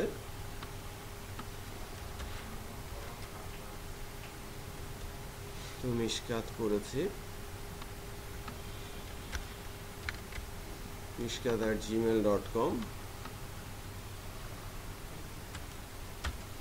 NSU ফিমেল ঢাকা বাংলাদেশ করে আপডেট করছে। আপডেট হয়ে গেছে না ইনফরমেশনগুলো? বোঝা যাচ্ছে? সো আমরা সিম্পল 4টা অ্যাকশন শিখলাম: ইনসার্ট, সিলেক্ট, আপডেট। এর জন্য ভিউ ইউজ করলাম আর ক্লাসের ফাংশন ইউজ করলাম। সো বেশি বেশি এগুলো তো শিখতে হবে, আমাদের ফ্লোটা ধরতে হবে যে কিভাবে আমি ভিউ ফাইল থেকে ক্লাসের ফাংশনে যাচ্ছি, বা ক্লাস ফাংশনগুলো কিভাবে ডাটা রিসিভ করছে, কিভাবে অ্যাকশনগুলো এক্সিকিউট করছে, আবার ভিউগুলোতে ফেরত আসছে। কারণ এমভিসি প্রোগ্রামিংয়ে দেখবেন এমভিসিতে আবার কখনো আমরা ভিউ থেকে কন্ট্রোলার, কন্ট্রোলার থেকে মডেল, মডেল থেকে কন্ট্রোলার, কন্ট্রোলার থেকে আবার ভিউকে লোড করছি। সো এই প্রসেসটা আমাদের ভালো মতো ধরতে হবে। এই জন্যই আর কি র প্রসেসে, প্রসিডিউরাল মেথডে আমরা কিন্তু এই অতটুকু কোডিং শিখলাম, যে যার মাধ্যমে আমরা ক্রুডিংটা অ্যাটলিস্ট করতে পারি, আমরা ইনসার্ট করতে পারি, আমরা সিলেক্ট করতে পারি, আমরা এডিট করতে পারি, আমরা ডিলিট করতে পারি। আমাদের যে টার্গেটটা সেটা হচ্ছে কি ফ্রেমওয়ার্ক এ আলোচনা করা, ফ্রেমওয়ার্ক সম্পর্কে ভালো মতো ধারণা তৈরি করা এবং প্রজেক্ট ডেভেলপ করা। আমাদের ফ্রেমওয়ার্ক শুরু হওয়ার মানে হচ্ছে প্রজেক্ট স্টার্ট হওয়া। আমরা একটা ব্লক সাইট নিয়ে কাজ শুরু করব। আপনাদের মধ্যে বেশ কয়েকজন ডিজাইনার আছে, সো ডিউ হয়ে গেছে নেক্সট ক্লাসের জন্য একটা ব্লক ডিজাইন, একটা ব্লক টেমপ্লেটের ডিজাইন আমরা নেক্সট ক্লাসে চাচ্ছি। ফ্রেমওয়ার্ক নিয়ে কিছুক্ষণ কথাবার্তা বলবো আমি আরেকটু পরেই, কিছুক্ষণ প্র্যাকটিস টাইম দিচ্ছি। ডিলেটটা অ্যাটলিস্ট যেন এখান থেকে আপনারা করে যেতে পারেন, আর এডিটটা বাসায় থেকে বসে আবার প্র্যাকটিস করে নিতে হবে। আর ফ্রেমওয়ার্ক কি এই সম্পর্কে কিছু কথা বলবো 10 থেকে 15 মিনিট পর। কেন বুঝুন?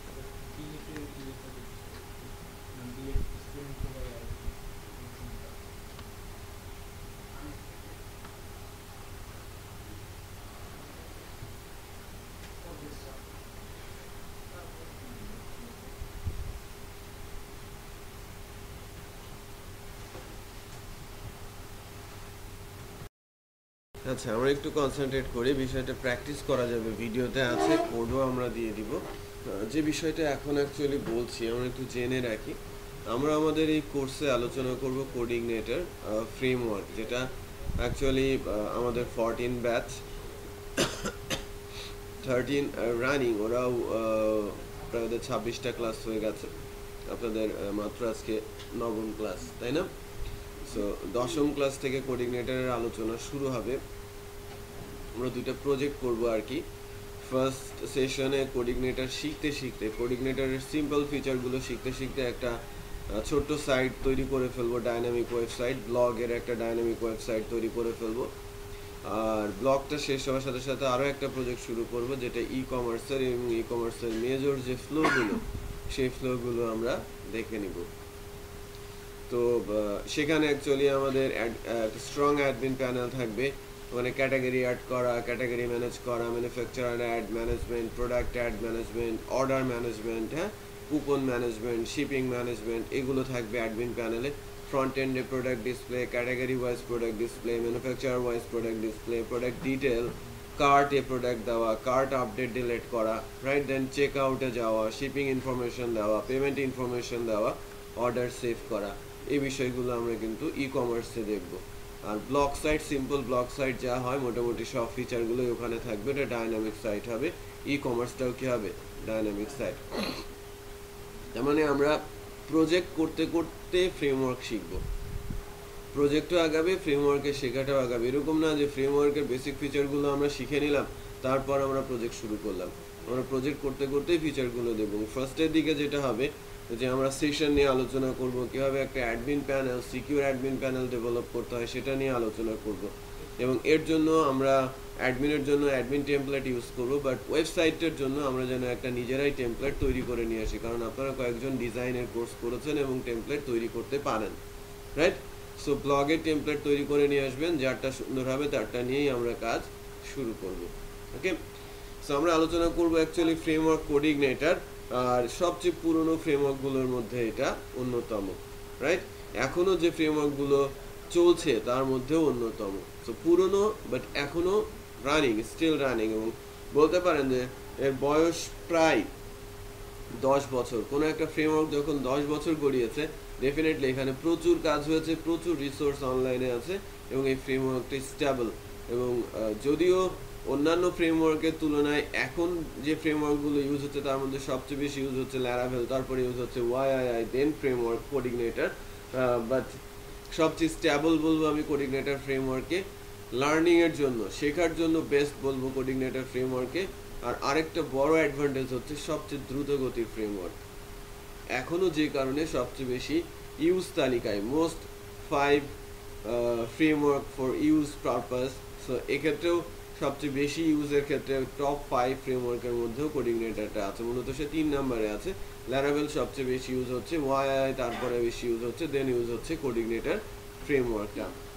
একসময় কোঅর্ডিনেটরের মার্কেট দখল ছিল এবং প্রাধান্য ছিল, এবং রেগুলার বেসিস আপডেটও হতো, বাট কিছুদিন আপডেট বন্ধ থাকার পর অনেকেই ধরে নিয়েছিল যে ফ্রেমওয়ার্ক কোঅর্ডিনেটর হয়তো ডেড, আগামী কিছু বছরের মধ্যে হয়তো সে আর উঠে দাঁড়াতে পারবে না বা সেটা ডিস্ট্রয় হয়ে যাবে। বাট আবার এর রিডেভেলপমেন্ট শুরু হয়েছে এলিস ল্যাবের স্বত্বাধিকারী আর কি, বাট এলিস ল্যাব এটাকে সেল করে দিয়েছে কানাডিয়ান একটা কোম্পানির কাছে, যারা এখন রেগুলার বেসিসে সেটাকে আপডেট করছে, এবং লেটেস্ট ভার্সন 3.0.2। ওকে, তো আমরা কোঅর্ডিনেটরের 3.0.2 ভার্সনটা নিয়েই কাজ করব, যেটা বলতে পারেন যে ডেভেলপমেন্টের জন্য মোস্ট পাওয়ারফুল একটা সিস্টেম, যেখানে আমরা প্রোগ্রামিং করব এমভিসি ডিজাইন প্যাটার্নে, ডেফিনেটলি অবজেক্ট ওরিয়েন্টেড, এবং ওখানে একটা ফ্রেমওয়ার্ক প্যাটার্ন, প্রোগ্রামিংয়ের একটা ডিজাইন প্যাটার্ন আমরা ফলো করব, সেটা মূলত এমভিসি ডিজাইন প্যাটার্নটা আমরা ওখানে ফলো করার চেষ্টা করব, বা ফলো করতে হবে, যেটা ফ্রেমওয়ার্ক আমাকে বাধ্য করবে। ওকে, ওখানে অবজেক্ট ওরিয়েন্টেডের কোনো রুলস ভায়োলেট করার কোনো স্কোপই নেই, কারণ ওখানে স্ট্রাকচার প্রোগ্রামিং করতে হবে। তার মানে আমাকে হ্যালো ওয়ার্ল্ড দিতে হলে ওখানে ক্লাস ফাংশনের মাধ্যমেই আমাকে হ্যালো ওয়ার্ল্ড বলতে হবে, আদারওয়াইজ অন্য কোনো ওয়ে নেই, যেটা করে থাকে জাভা বা সি প্লাস প্লাস বা সি শার্প। তার মানে ওই লেভেলে আমরা যখন আমাদের প্রোগ্রামিংকে একটা স্ট্রাকচার বা স্ট্যান্ডার্ড লেভেলে নিতে যাব, ফ্রেমওয়ার্ক ছাড়া অন্য কোনো ওয়ে নেই। এই কারণেই যখন কোনো সফটওয়্যার ফার্মে চাকরির জন্য বলা হয় আপনি কোনো ল্যাঙ্গুয়েজ জানেন কিনা সেটা জানার পরে আপনাকে বলা হয় আপনি কোনো ফ্রেমওয়ার্ক জানেন কিনা, এমভিসি ডিজাইন প্যাটার্নের কোনো ফ্রেমওয়ার্ক জানেন কিনা। ইন্টারেস্টিং বিষয় হচ্ছে, আপনি যদি কোঅর্ডিনেটর জানেন, বাট কোনো একটা কোম্পানি ল্যারাভেল, তারা একজন লোক চাচ্ছে, তারা কিন্তু রিকোয়ারমেন্টের জন্য ওখানে লিখে দেয় যে কোনো একটা framework, like Laravel, Yii, PHP, framework CodeIgniter, Zend, Symfony, etcetera. কারণ তারা জানে যে কোনো একটা ফ্রেমওয়ার্ক যদি কেউ জানে, অন্য একটা ফ্রেমওয়ার্কে তাকে অ্যাডপ্ট করতে 15 থেকে 20 দিনের বেশি সময় লাগবে না। সো তার কিন্তু 3 মাসের একটা প্রভিশন থাকেই। তো তার মধ্যেই কি সে ডেফিনেটলি অন্য আরেকটা ফ্রেমওয়ার্ক খুব ভালো মতো রপ্ত করে নিতে পারবে। বাট শেখার জন্য আবারও বলছি, শুরুতে যে ফ্রেমওয়ার্কটা আপনারা শুরু করবেন তার জন্য বেস্ট ফ্রেমওয়ার্ক কি কোঅর্ডিনেটর। শেখার জন্য, লার্নিংয়ের জন্য, এবং মার্কেটেও অনেক বেশি এর কাজ আছে। যারা ফ্রেমওয়ার্ক একটা শিখছে, অন্যান্য ফ্রেমওয়ার্ক অটোমেটিকই তারা তাদের প্রয়োজনে শিখে নিচ্ছে বা করতে হচ্ছে, শিখতে হচ্ছে। তো ফ্রেমওয়ার্ক কেন? ফ্রেমওয়ার্ক ওই আগেই বলেছি, কোডকে বা প্রোগ্রামিংকে একটি স্ট্যান্ডার্ডে পৌঁছে দেওয়া। প্রথমেই আমার প্রোগ্রামিংটা হবে কি স্ট্রাকচার্ড, এবং ওই লেভেলের, যে লেভেলে গেলে আমার প্রোগ্রামিংটাকে বলা হবে স্ট্যান্ডার্ড স্ট্যান্ডার্ড প্রোগ্রামিং। 2 হচ্ছে যে যেহেতু ফ্রেমওয়ার্কের মধ্যে আমরা কাজ করতে যাচ্ছি, নির্দিষ্ট রুলস রেগুলেশন মেনে আমরা কাজ করছি, একটা স্ট্রাকচারের মধ্যে থেকে কাজ করার হ্যাবিট তৈরি হচ্ছে। 3, কয়েকটা লেয়ারের সিকিউরিটি এনশিওর করা আছে ফ্রেমওয়ার্কগুলোর মধ্যে, যেটা আমরা অটোমেটিক সিকিউরিটিটা পেয়ে যাচ্ছি। 4, যেটা হচ্ছে আমাদের রিসোর্স সেন্টার, প্রচুর রিসোর্স বিল্ড করা আছে ফ্রেমওয়ার্কের মধ্যেই, যে আপনি যে কাজগুলো করতে যাচ্ছেন আমরা জানি যে রেগুলার বেসিসে কোন কোন কাজ বেশি লেগে থাকে, সেই কাজগুলো করা অলরেডি ওখানে লাইব্রেরি আকারে ডেভেলপ করে দেওয়া আছে, আপনি শুধু সেগুলোকে ইউজ করবেন। যেমন পিএসপি বিল্ট ইন ফাংশন আছে মোর দেন 1100, আমাদের কি ওই ধরনের কোনো কাজের প্রয়োজন পড়লে কি আমরা লিখবো নাকি ইউজ করব ঠিক তেমনই বেশ কিছু ইম্পর্টেন্ট ফিচার ডেভেলপ করা আছে ফ্রেমওয়ার্কগুলোর মধ্যে, সেগুলো আমরা খুব সহজে ইউজও করতে পারি। সো ফ্রেমওয়ার্কের বেনিফিট কি? বেনিফিট হচ্ছে খুব দ্রুত আমরা প্রজেক্ট শুরু করতে পারি এবং শেষ করার জন্য সকল হেল্প সে আমাকে দিয়ে থাকে, রাইট? এবং ফ্রেমওয়ার্ক বেসড প্রজেক্টগুলো সিকিউর হয়, ফ্রেমওয়ার্ক বেসড প্রজেক্টগুলো কোডিং স্ট্যান্ডার্ড হয়, ফ্রেমওয়ার্ক বেসড প্রজেক্টগুলো লং লাস্টিং হয়, ফ্রেমওয়ার্ক বেসড প্রজেক্টগুলোতে রিস্ক কম ইনভলভ থাকে। রিস্ক কম বলতে আমরা যখন কোনো প্রসিডিউরাল প্রসেসে প্রজেক্ট করি সেটা ডিপেন্ডেন্ট হয়ে যায় কোনো একটা ডেভেলপারের ওপরে, ডেভেলপার নাই তো প্রজেক্ট নাই। ওই প্রজেক্টটা কেউ বুঝতেও পারছে না, আপডেটও করতে পারছে না, অথবা কোনো একটা বড় ধরনের বাগ রিপোর্ট হয়েছে, সেই বাগটাও সলভ করার মতো কোনো অপশন খুঁজে পাওয়া যাচ্ছে না, কারণ কেউ একজন যখন ডেভেলপ করেছিল সে তার প্রসেস অনুযায়ী ডেভেলপ করেছে। ওটা বোঝা, তারপর ওটাকে রিডেভেলপমেন্ট বা নতুন করে আপগ্রেডেশনে যাওয়াটা রিয়েলি ভেরি ডিফিকাল্ট, কোনো কোম্পানি এই কাজগুলো করতে চাইবে না, বোঝা যাচ্ছে? সো মনে করেন কোম্পানি এখানে রিস্কে থাকে, ডেভেলপারও রিস্কে থাকে, কাস্টমারও রিস্কে থাকে যখন কোনো র প্রসেসে প্রজেক্ট ডেভেলপ করা হয়, রাইট? সে হয়তো ভালো কাজ করছে, অন্য আরেকজন ডেভেলপারের কারণে প্রজেক্টটা ফেল করতে পারে, রাইট? অথবা কোনো একটা নির্দিষ্ট টাইম মিট করতে সে ফেল করতে পারে। সো কাস্টমার যদি চলে যায়, কাস্টমার চলে গেলে কি হবে? কোম্পানির লস হবে, আর কোম্পানির লসের সাথে সাথে ওই ডেভেলপারের লস হচ্ছে। কি হচ্ছে সেখানে? তার এক্সপিরিয়েন্সটা সে শো করতে পারছে না, কারণ তার প্রজেক্টটা লাইভে যায় নাই। বিষয়টা বোঝা যাচ্ছে? সো এই কো ডেভেলপারের কারণে অথবা আমার নিজের কারণেও কোনো একটা প্রজেক্ট ফেল হয়ে যেতে পারে। আবার যখন কোনো সময় দেখা যাচ্ছে যে কোনো একজন ডেভেলপার সে বড় সুযোগ পেয়েছে, সে ওখান থেকে সুইচ করছে, সেক্ষেত্রে ভিন্ন আরেকজনকে নিয়ে এসে একটা নির্দিষ্ট সময়ে প্রজেক্টটাকে ডেভেলপ করা বা রিডেভেলপ করে ক্লায়েন্টকে বুঝিয়ে দেওয়াটা অনেক বেশি ডিফিকাল্ট হয়ে যায়, কারণ সেখানে কোনো স্ট্যান্ডার্ড থাকে না। কারণ প্রোগ্রামিং কোড আপনাকে লিখতে লিখতে লক্ষ লক্ষ লাইনের কোড আপনারা লিখে ফেলেন। ফর এক্সাম্পল আমি যদি বলি যে একটা ছোট্ট প্রজেক্ট করতে হবে, সেক্ষেত্রে ছোট্ট বলবো না, আমরা মিডিয়াকার কোনো একটা প্রজেক্টের কথাই যদি বলি, যেটা development time like 1 year, right? এখানে আপনি 3 জন ডেভেলপার নিয়ে কাজ করছেন, 1 বছরে প্রজেক্টটা শেষ করার চেষ্টা করছেন, তো তখন আপনাদের কত লাইনের কোড হতে পারে সেটা আমরা একটা অ্যাজাম্পশনের মাধ্যমে যেতে পারি। মনে করেন কোনো একজন ডেভেলপার প্রতিদিন 300 লাইনের কোড লিখে, হ্যাঁ, অন অ্যান অ্যাভারেজ আমি যদি বলি 300 লাইনের কোড লিখে, 3 জন ডেভেলপার হয়তো কম বেশি 1000 লাইনের কোড লিখে প্রতিদিন, তাই না? আমি মাসে যদি 20 দিন ধরি তাহলে মাসে 20,000 লাইনের কোড তৈরি হচ্ছে, তাই কিনা? 6 মাসে 1,20,000 লাইনের কোড তৈরি হয়েছে, আর 12 মাসে 2,40,000 লাইনের কোড তৈরি হয়েছে। এখন বোঝেন, এতগুলো লাইন কেউ যদি নতুন কোনো ডেভেলপার আসে নবম মাসে, 10ম মাসে বা 8ম মাসে, সে কিভাবে বুঝবে, কিভাবে কি করবে, আর কিভাবে সে সলভ করবে? বাট ফ্রেমওয়ার্ক এমন একটা প্রসেস, আগে কি হয়েছে, কে কিভাবে করেছে তার দেখার বিষয় না, কারণ আমি যা করব আগের জন যেভাবে করেছে আমাকে সেভাবেই করতে হবে। আমি যদি নাও দেখি তার কাজ, তার প্রসেসটা কি সেম, এই কাজ কোথায় কোথায় করেছে সব গোছানো আছে, একটা নির্দিষ্ট ফোল্ডারে কাজগুলোকে গুছিয়ে রাখা হয়েছে। এলোমেলো করে যে কোনো জায়গায় কোড ফেলে রাখার কোনো স্কোপ এখানে নেই। সো আমি যে স্টাইলে কাজ করছি, অন্যজন একই স্টাইলে কাজ করছে, ভিন্ন আরেকজন যে কাজটা করছে ও একই স্টাইলই ফলো করছে। সো অলওয়েজ স্ট্যান্ডার্ডটা মেনটেন করতে হচ্ছে, স্ট্যান্ডার্ড মেনটেন না করলে ফ্রেমওয়ার্ক এরর থ্রো করছে। সো আমরা যখন কাজ করব আমরা নিজেরাও কি সেফ থাকবো, ক্লায়েন্ট সেফ থাকবে, কোম্পানি সেফ থাকবে, ইভেন ডেভেলপারও সেফ থাকবে, কারণ ফ্রেমওয়ার্ক বেস প্রজেক্ট ফেল হওয়ার চান্স খুব কম থাকে। এই কারণেই ম্যাক্সিমাম কোম্পানিগুলো এখন ফ্রেমওয়ার্ক অ্যাডপ্ট করছে, যে অ্যাডপ্টেশনের পরিমাণটা অনেক হারে বেড়ে গেছে। এখন আগে যেরকম ফ্রেমওয়ার্ক বেসড কোম্পানির সংখ্যা খুঁজে পাওয়া কঠিন ছিল, এখন ফ্রেমওয়ার্ক ছাড়া কোম্পানির সংখ্যা খুঁজে পাওয়া কঠিন হয়ে গেছে। বাট মার্কেটটা আগে কিন্তু এরকম ছিল না, লাইক 2005-06 যখন নতুন নতুন করে ফ্রেমওয়ার্ক আসে তখন কিন্তু ফ্রেমওয়ার্কের চাহিদাটা অত বেশি ছিল না, বা ফ্রেমওয়ার্কের পরিচিতিও অত বেশি ছিল না, বা অ্যাডভান্টেজও লোকজন জানতো না। বাট এখন সবাই সে বিষয়টা বুঝেছে বা জেনেছে। আমরা যখন শুরু করি 2007-এ কোডিং, ফ্রেমওয়ার্ক বেসড কোডিং, তখন ফ্রেমওয়ার্ক একেবারেই নতুন। ভার্সন কি 0.3, 0.4, 0.7, আমরা 0.7 থেকে কোডিনেটরের কাজ শুরু করি, এখন 3.02 ভার্সনে আসছে। সেটা বোঝা যাচ্ছে। সো কত ভার্সনের মধ্যে রিলিজ হয়েছে, অ্যারাউন্ড 30-35 সেশনের মধ্যে রিলিজ হয়েছে। তারপর স্টেবল বা অনেক আগে থেকে একটা স্টেবল একটা সিচুয়েশনে সে কিন্তু আছে।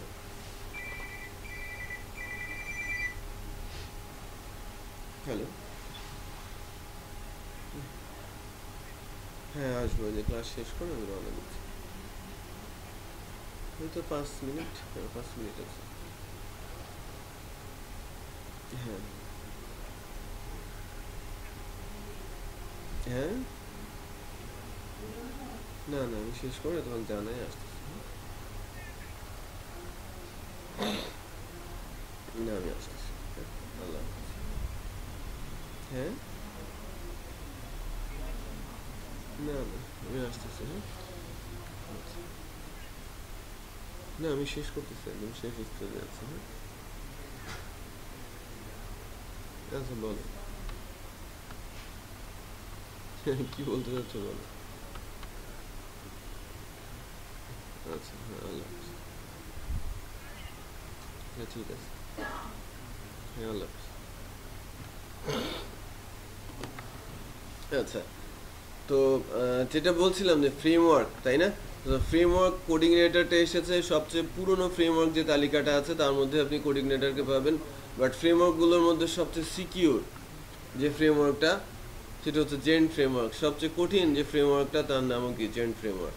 সবচেয়ে ভারী যে ফ্রেমওয়ার্কটা সেটাও কি জেন্ট ফ্রেমওয়ার্ক। ওকে, সাইজের দিক থেকে মোটামুটি সাইজের, বাট সবচেয়ে দ্রুত গতিতে রান করে যে ফ্রেমওয়ার্কটা তার নাম কি কোডিনেটর। এখন পর্যন্ত অন্য কোনো ফ্রেমওয়ার্ক আসে না যা কোডিনেটরের মতো দ্রুত গতিতে রান করতে পারে। তো ছোট থেকে বড় যে কোনো ধরনের অ্যাপ্লিকেশন কোডিনেটর দিয়ে বানানো সম্ভব। ওকে, সো আমরা যদি এই ফ্রেমওয়ার্কটা জানি, অন্যান্য ফ্রেমওয়ার্কগুলো শেখাটা অনেক বেশি ইজি হয়ে যাবে, বা এই ফ্রেমওয়ার্কে আমরা বহুদিন কাজ করতে পারবো। এবং চাহিদা আছে প্রচুর, অনেক কোম্পানি আছে যারা হয়তো কোডিনেটর ফ্রেমওয়ার্কেই কাজ করছে, অন্য কোনো ফ্রেমওয়ার্কে তারা কাজ করছে না। কিছু কিছু ফ্রেমওয়ার্ক আছে, মানে কোম্পানি আছে, তারা কিন্তু ছোট ছোট উইং তৈরি করেছে ভিন্ন ভিন্ন ফ্রেমওয়ার্কের জন্য। একজন ডেভেলপার আজকে ল্যারাভেলে একটা প্রজেক্ট শেষ হলো, সে হয়তো কোডিনেটরে সুইচ করছে, কোডিনেটরে কোনো প্রজেক্ট করছে, অথবা কোডিনেটরের কোনো প্রজেক্ট শেষ হলো সে ল্যারাভেলের কোনো একটা প্রজেক্ট করছে।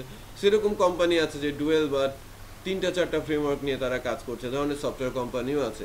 হয়তো আপনাকে সেই কারণে যদি ফ্রেমওয়ার্ক সফটওয়্যার কোম্পানিগুলোতে চাকরিতে যান, তখন দেখতে পাবেন যে নিজেদের প্রয়োজনেই কিন্তু নতুন নতুন ফ্রেমওয়ার্ক আমাকে শিখতে হচ্ছে। আর কিছু কিছু ফ্রেমওয়ার্ক আছে পুরোপুরি সব কাজই কি কোডিনেটরেই করে থাকে। ওকে, বাট এখনকার দিনে যে ফ্রেমওয়ার্কগুলো সবচেয়ে ভালো তার মধ্যে আমি বলতে পারি ল্যারাভেলের নাম অন্যতম। সো কোডিনেটরটা জানার পর আপনারা চেষ্টা করে দেখতে পারেন ল্যারাভেলটা শেখার জন্য, রাইট? বাট একটা ফ্রেমওয়ার্ক যখন শিখবেন ওই ফ্রেমওয়ার্কটা ধরতে অনেক বেশি সময় আপনার লাগবে না। বাট যদি কেউ বলে যে ল্যারাভেলের কোনো একটা জবের অফার করে, আপনি চট করে সেটা ধরে নিতে পারেন, কারণ ল্যারাভেল শিখতেও আপনার সময় লাগবে না এবং নতুন একটা ফ্রেমওয়ার্কে কাজ করার এক্সপিরিয়েন্সও আপনার হবে না, আগে থেকে আপনি কোডিনেটর জানেন। ওকে, সো কোডিনেটর সম্পর্কে কিছু কথা বলেছি, সেটা একটু আরেকটু ঝালিয়ে নেওয়ার চেষ্টা করবেন। ওয়েব থেকে কোডিনেটরটা একটু পড়াশোনা করবেন। নেক্সট ক্লাসে আমরা ওই কোডিনেটরের জিপ ফাইলটা ডাউনলোড করে সিম্পল ইনস্টলেশন প্রসেস সেরে আমরা কিন্তু টেমপ্লেটিংয়ে চলে যাব।